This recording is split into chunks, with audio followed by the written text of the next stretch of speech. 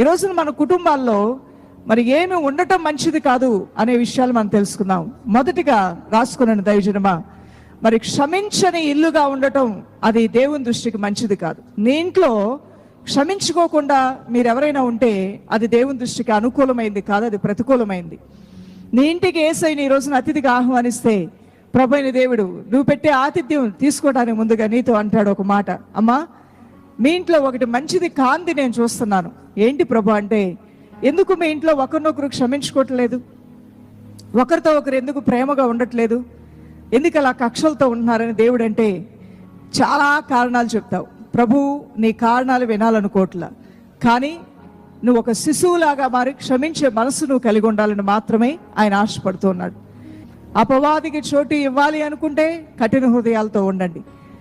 దేవుని కార్యాలు చూడాలి అంటే తప్పకుండా ఇంటి వారిని